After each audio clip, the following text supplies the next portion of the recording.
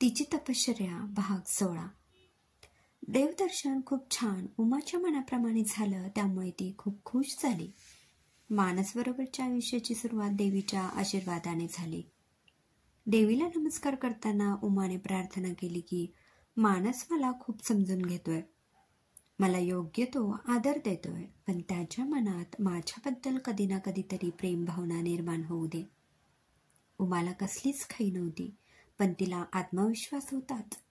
अर्थात त्याचं प्रेम मिळविण्यासाठी ती काही वेगळे मार्ग अवलंबवणार नव्हती, एवढं निश्चित. प्रेम ही एक हळुवार भावना आहे, जी नैसर्गिकरित्या एखाद्याच्या मनात उत्पन्न व्हायला हवी, तरच ते शाश्वत असतं. आज मानसने तिला विचारलं होतं की फिरायला कुठे जायचं. त्याने खूप आग्रह केल्यामुळे तिने तिला काश्मीर बघायचे असं सांगितलं. अगदी लहानपणापासून काश्मीर बघायचं स्वप्न उमाने मनाशी बाळगलं होतं. तेव्हा ते कधी पूर्ण होईल अथवा नाही याची तिला खात्री नव्हती. स्वप्न पूर्ण होणार म्हणून आनंद तर आहेच, शिवाय ते स्वप्न मानसबरोबर पूर्ण होणार हा दुहेरी आनंद उमाला जास्त प्रिय होता. देवदर्शनहून परतल्यावर घरी येऊन शकुंतलाताईंनी त्यांची चौकशी केली. त्यांच्या उशिरा येण्याचं कारण कळल्यावर त्यांना आपल्या मुलाबद्दल आणि सुनेबद्दल खूप आदर कौतुक वाटला. दोघेही जण अगदी माणुसकी जपणारे आहेत. नवीन जोडपं देवदर्शनाला निघालं होतं, तरी सुद्धा वाटेत अडचणीत सापडलेल्या व्यक्तीला मदत करण्याचे कर्तव्य त्यांनी आधी बजावलं. शकुंतलाताई त्यांना म्हणाल्या, जेवण बाकी असेल ना तुमचं? दोघेही हातपाय धुवून आधी जेवण घ्या, मग थोडा आराम करा. मानस, आज तू पण खालीच कुठेतरी आराम कर. रूममध्ये आता एकदम रात्रीचा. आज उमा तू पण मानसच्याच खोलीत झोप. मी गणेशला तुझी बॅग त्या रूममध्ये ठेवायला सांगितले. इतक्यात श्यामराव तिथे आले आणि मानसला म्हणाले, अरे त्या विश्वनाथचा मला फोन आला होता. त्यानं सांगितले की तुम्ही त्यांना कशी मदत केली. सारखा आपले मानस साहेब देवच आहेत असं बोलत होता. बाबा, त्यावेळी तो खूपच टेन्शनमध्ये होता. त्याला मुलगी झाली आणि बायकोची सुखरूप सुटका झाली, तेव्हा त्याने निश्वास सोडला. तुमचं देवदर्शन व्यवस्थित झालं ना उमा? तुला काही त्रास झाला नाही ना? नाही बाबा, ते देऊळ खूपच छान आहे आणि तिथली व्यवस्था पण खूप सुंदर आहे. बरं, आता तुम्ही आराम करा. उमा विचार करत होती, आज आईंनी मानसला खालीच आराम करायचं का सांगितलं? वरच्या रूममध्ये काही काम चाललं असेल का? आता तिथे गेल्यावरच कळेल. मानस पण आजूबाजूला बघत होता. त्याचे कोणीच भाऊ दिसत नव्हते. शीलाताई पण कुठे दिसत नव्हती. सगळीकडे अगदी सामसूम होती. त्याला वाटलं सगळे अगदी ढाराडूर पंढरपूर झोपले असतील. 3-4 दिवस सगळ्यांनाच दगदग झाली होती. मानस थोडा वेळ तिथेच खालीच सोफ्यावर आडवा झाला. उमाला शकुंतलाताईंनी त्यांच्याबरोबर एका गेस्ट रूममध्ये नेलं. संध्याकाळी सगळ्यांच्या आवाजाने मानसला जाग आली.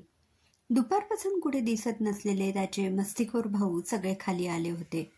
मानस जागा झाल्यावर त्यांची हळू आवाजात कुजबुज सुरू झाली. शीलाताई आणि त्याची दुसरी मावस बहीण राधिका पण त्यांच्यात सामील झाली. मानस विचार करत होता, यांचं सगळ्यांचं चाललंय तरी काय? त्यांच्या आवाजाने उमा आणि शकुंतलाताई पण बाहेर आल्या. गीताताई सगळ्यांसाठी चहा घेऊन आल्या. मानस त्यांना म्हणाला, गीताताई, अगदी योग्य वेळी चहा आणलात. चहाची खूप गरज होती. घ्या, तुम्हीच पहिला कप घ्या. गीताताईंनी सगळ्यांना चहा दिला. चहा प्यायल्यावर मानसने सर्व भावंडांना विचारलं, काय रे, तुमची काय खलबतं चालली आहेत? मला पण कळू दे की जरा. अरे दादा, जरा धीर धर. रात्रीची जेवणं होऊ दे, मग आम्ही तुला सगळं सांगणार. सगळे मिश्किल हसायला लागले. आता उद्या सकाळी आम्ही सगळेजण आपापल्या घरी जाणार आहोत. हा थोडा वेळ आपण सगळेजण लॉनवर बसून एक खेळ खेळूया. तेवढीच जरा धमाल. चांगली आयडिया आहे, चला. हो, पण काय खेळ खेळायचा? धावाधाव नको, आता पाय खूप दुखत आहेत. आपला नेहमीचाच पास द पार्सल, तो गेम खेळूया. म्युझिक थांबल्यावर ज्याच्याकडे ही छोटी उशी असेल त्याने गाणं म्हणायचं. लगेच पटापट लॉनमध्ये खुर्च्या लावल्या. म्युझिक सिस्टीम बाहेर आणली. खेळ सुरू झाला. ज्याने खेळायची आयडिया दिली त्याला मानसने सांगितलं, ओ भाऊ, अजिबात लबाडी करायची नाही. मुद्दामून माझ्याकडे किंवा उमाकडे उशी आल्यावर म्युझिक थांबवायचं नाही, कळलं ना? हो रे दादा, तू कशाला काळजी करतोस? पहिल्यांदाच म्युझिक थांबलं तेव्हा उशी शकुंतला ताईंकडे होती. त्या विचार करू लागल्या कोणतं गाणं म्हणायचं आणि त्यांना एकदम एक सुंदरसं गाणं आठवलं. घरात हसरे तारे असता मी पाहू कशाला नभाकडे. आईचा आवाज छान होता. गाण्याचा मुखडा गायला आणि सर्वांनी खूप टाळ्या वाजवल्या. त्यांची बहीण माला म्हणाली, शकू, आत्ताच्या घडीला अगदी समर्पक गीत गायलंस. आजच्या घडीला जगात तुझ्या एवढं समाधानी कोणीच नसेल. दृष्ट नको ग बाई लागायला. म्युझिक पुन्हा सुरू झालं आणि एक एक करत 4-5 जणांची पाळी झाल्यावर उमाकडे उशी असताना म्युझिक थांबलं. उमा एकदम बावरली. अरे बापरे, आता मी कोणतं गाणं म्हणणार? वहिनी, कोणतंही एक सुंदर गाणं म्हणा, त्याशिवाय तुमची सुटका नाही. उमाने तिच्या सुरेल आवाजात एक सुंदर गीत गायलं. एकदाच यावे सखया तुझे गीत गाणी, धुंद होऊनी मी जावे धुंद त्या सुरांनी. उमाचं गाणं संपलं आणि सगळ्यांनी वाह वाह करायला सुरुवात केली. महेश तर म्हणाला, वहिनी तुम्ही एवढे सुरेल गाता माहीत नव्हतं आम्हाला. आता पुढल्या वेळेपासून फक्त तुमच्याच गाण्याचा कार्यक्रम होईल. लगेच मानस म्हणाला, चला बरं झालं, आमची गाण्यापासून सुटका झाली. दादा, मी म्हटलं पुढल्या वेळेपासून, यावेळी तुला गावंच लागणार आहे. पुन्हा म्युझिक सुरू झालं आणि नेमकी मानसच्या हातात उशी असताना म्युझिक थांबलं. सगळे त्याला चिडवायला लागले. बघितलं, म्हणून टाळाटाळ करायची नाही. मानसकडे पण गाण्यांचा खूप मोठा खजाना होता. त्याने लगेच सुरू केलं, या जन्मावर या जगण्यावर शतदा प्रेम करावे. वा मानस, गाण्याची निवड खूप छान. सगळ्यांची गाणी म्हणून झाल्यावर खेळ संपला तेव्हा संध्याकाळचे 7 वाजले होते. मानसचा भाऊ सुधीर म्हणाला, चला आज रात्रीची जेवण आपण लवकरच उरकून घेऊया, म्हणजे नवरा नवरीला त्यांचा निवांत वेळ जास्त मिळेल. शकुंतला ताई त्याला म्हणाला, कसला चहाटाळ आहेस रे तू? उमाकडे बघ कशी लाजेने चूर झाली आहे. हो, पण सगळेच लवकर जेवूया एवढं मात्र खरं. सगळ्यांची जेवणं उरकल्यावर मानसची भावंड त्याला चिडवायला लागली. मानस, जेवण लवकर झालं असलं तरी जास्त जागरण करू नकोस, लवकर झोप. उद्या सकाळी आम्ही निघणार आहोत. आम्हाला बाय करायला खाली येशील ना? एक गप रे, मी आता जातो, मला खरंच खूप झोप येते. जा जा, मी आता काय बोलत नाही. थोड्या वेळाने मानस त्याच्या रूममध्ये गेला. बाकी सर्वजण पण झोपायला गेले.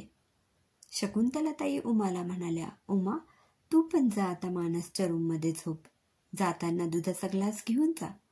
उद्या उठायची घाई करू नको, जेव्हा जागेल तेव्हाच उठ. आणखी संवाद वाढायला नको म्हणून उमा पटकन दुधाचा ग्लास घेऊन मानसच्या खोलीत वरती गेली. वर गेल्यावर पाहते तर मानसची रूम खूपच आकर्षकरित्या सजवली होती. म्हणूनच ते सगळेजण एवढा वेळ वर होते असं वाटतं. मानसला पण त्यांनी वर येऊ दिलं नाही. खरोखर हे खूपच छान सरप्राईज आहे असं माझ्या मनात आलं. मानस सर्वांना बाय करून वर आला आणि त्याच्या रूमचं पालटलेलं रूप पाहून त्याचे डोळे विस्पारले गेले.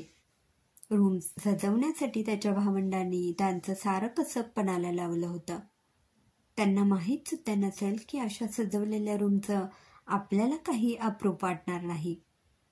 सजलेली रूम काय आणि नेहमीची रूम काय, आपल्यासाठी सगळं सारखंच आहे. मधल्यामध्ये उमाच्या भावनांचा मात्र कोंडमारा होतो. आपल्यापेक्षा हे सर्व निभावणं उमासाठी निश्चितच अवघड आहे. असे सर्व पाहून त्याला नंदिनीची खूप आठवण येत होती. आज नंदिनी असती तर आपण किती उत्साहाने या सगळ्यात भाग घेतला असता. ध्यानीबानी नसताना नंदिनी अचानकच आपल्याला सोडून गेली. असं असलं तरी उमाचं मन आपल्याला सांभाळायला हवं. उमा किती निरागस आहे तरी सुद्धा वयाच्या मानाने ती खूप समंजस आहे. मानसच्या मनात असे विचार चाललेले असतानाच उमा दुधाचा ग्लास घेऊन रूममध्ये आली. रूममध्ये प्रवेश करताच तिथली सजावट पाहून ती हरकून गेली. आईने दुपारी मानसला खालीच आराम करायला का सांगितलं त्याचं कारण तिला आत्ता कळलं. फुलांचा सुगंध सर्वत्र दरवळत होता. तिने पाहिलं तर मानस बेडवर उशीला टेकून एक पुस्तक हातात धरून वाचायचा प्रयत्न करत होता. त्याच्या चेहऱ्यावरून लक्षात येत होतं की त्याचं वाचण्यात काहीच लक्ष नाही. ती आल्यावर मानस म्हणाला, ये उमा, बस. आज दिवसभर खूप वनवन झाली, दमली असशील. या सर्वांनी रूमचं रूपडंच पालटून टाकलंय. हो ना, खूपच सुंदर सजवली आहे रूम. आणि मी काही दमले नाही, पण खाली सगळे बोलत बसले होते ना, म्हणून जरा वेळ झाला. उमाने दुधाचा ग्लास बाजूच्या टेबलवर ठेवला आणि मानसला विचारलं, कोणतं पुस्तक हातात घेऊन वाचायचा प्रयत्न करत आहात? मला माहिती आहे तुमचं पुस्तकात अजिबात लक्ष नाही. तुम्हाला नंदिनी ताईंची आठवण येते ना? तुम्हाला तिच्याबद्दल माझ्याशी काही बोलायचं असेल तर तुम्ही बोलू शकता. मी तुमचं मन नक्कीच समजू शकते. उमा, मला खरंच खूप आश्चर्य वाटतं. तू खूप वेगळीच मुलगी आहेस. समोरच्याला समजून घेणं सगळ्यांना शक्य होत नाही ग. बरं, तुझं आज नीट जेवण झालं नाही, ते दूध तूच पिऊन टाक आणि तू इथे वरतीच हो, मी खाली झोपेन. अहो नाही, मला खाली झोपायची सवय आहे. घरी मी आणि आई खाली झोपायचो आणि बाबा फक्त बेडवर झोपायचे. तसं पण 2 दिवस मी आईंच्या बाजूला झोपले होते. मला मऊ गादीवर झोपच येत नव्हती. कसं असतं ना, श्रीमंतीची पण सवय असावी लागते. असं काही नाही उमा, तू मनाने खूपच श्रीमंत आहेस. पैशांची श्रीमंती आज असते, उद्या नसते, पण मनाची श्रीमंती आयुष्यभर आपण तशीच राखू शकतो. माझ्या अशा वागण्यामुळे तुला खूपच त्रास होत असेल, पण तू मला नक्कीच समजून घेशील याची मला खात्री आहे. तुम्ही सारखं सारखं असं बोलू नका, मला वाईट वाटतं. नंदिनी ताईंबद्दलच्या तुमच्या भावना मी समजू शकते आणि त्याचा आदर पण करते. हल्लीच्या जगात इतका निस्सीम प्रेम करणारी व्यक्ती असू शकते यावर आधी माझा फक्त विश्वास होता, पण तुम्हाला बघितल्यावर तो दृढ झाला. नाहीतर आपण आजूबाजूला पाहतो तर कितीतरी वेळा मुलामुलींचं ब्रेकअप होतं आणि किती वेळा नवीन प्रेम होतं. तू नाही तो और सही हीच वृत्ती असते.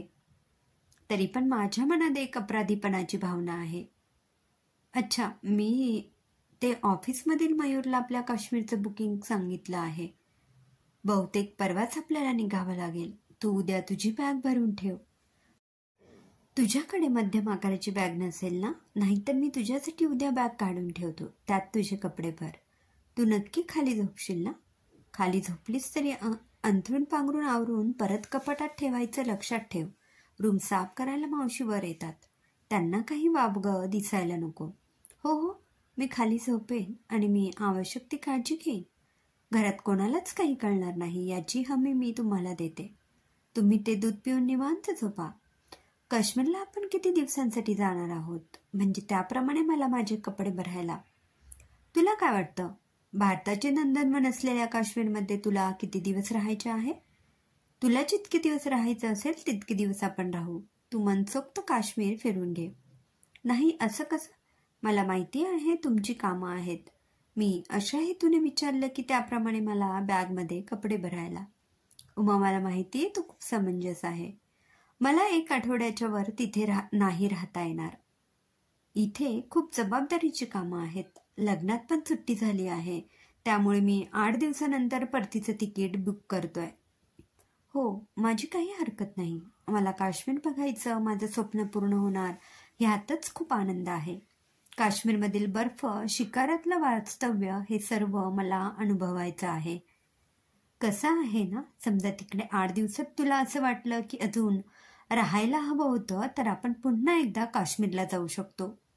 तुला हवं तेवढं तू फिर. कधी मला वेळ नसेल तेव्हा तू माझे आई बाबा, तुझे आई बाबा असे तुम्ही एकत्र जाऊ शकता. बरं, तू झोप आता, खूप उशीर झाला आहे. उमाने तिच्यासाठी खाली अंथरूण घातलं, उशी घेतली. ती झोपायचा प्रयत्न करत होती. रात्री झोपताना रोजच तिच्या मनात वेगवेगळे विचार येत असायचे. त्या दिवशी आई पण आपल्याला म्हणाल्या की आता तुझे बाबा निवृत्त झाले की आम्ही दोघं आणि तुझे आई बाबा असे आम्ही कुठे कुठे फिरायला जात जाऊ. तुझ्या बाबांच्या नोकरीमुळे आणि आईच्या छोट्या उद्योगांमुळे त्यांनी कधी निवांत क्षण अनुभवलेच नसतील. आम्ही दोघं अधूनमधून जातच असतो. तेव्हा त्यांनाही घेऊन जायचं. आज मानस पण तेच म्हणाला. मानसला मनापासून वाटते की आपण हे जग बघावं, वेगवेगळ्या ठिकाणी फिरायला जावं. फक्त आपल्याबद्दलच नाही तर आपल्या आईबाबांबद्दल पण त्याला असं वाटते. जे रक्ताचे नातेवाईक असतात ते सुद्धा कधी एवढा विचार करत नाहीत, पण कधी कधी जोडलेली नाती सुद्धा अनमोल ठरतात. खरं तर एखाद्या व्यक्तीचं आयुष्य किती असेल कोणी सांगू शकत नाही, तरी पण अशी कितीतरी माणसं असतात जे इतरांचा दुस्वास करत बसतात. कोणाचं काही चांगलं झालेलं त्यांना बघवत नाही. पण असं वागून कधी कोणाला समाधान मिळतं का? कधीच नाही. आपण दुसऱ्यांना मदत करतो तेव्हाच आपल्याला शांत झोप लागते. इतरांशी वागताना आपण कायम त्या समोरच्या व्यक्तीच्या जागी आहोत असा विचार करूनच वागलो तर किती छान होईल. आपल्या आईबाबांनी आपल्याला खूप चांगले संस्कार दिले आहेत. बाबा नेहमी म्हणतात आपण आपल्याजवळ नेहमी सुई दोरा ठेवावा, म्हणजेच माणसे जोडणे, आणि कातर कधीच जवळ बाळगायची नाही. कातर म्हणजे तोडणे किंवा कापणं. नाती जोडायची कला अवगत असायला पाहिजे. आज नेहमीसारखी उमा खाली झोपली होती, त्यामुळे तिला एकदम घरी असल्यासारखं वाटत होतं. 2 दिवस म्हणून गादीवर तिला झोपच लागली नाही. आज विचार करता करताच उमा शांत झोपून गेली. उमा आणि मानस आता काश्मीरला जाणार आहेत. काय होईल आता पाहूया पुढील भागात. क्रमशः लेखिका सीमा गंगाधरे. श्रोते हो, कसा वाटला कथेचा हा भाग कमेंटमध्ये नक्की कळवा. पुन्हा भेटूया कथेच्या पुढील भागात. धन्यवाद.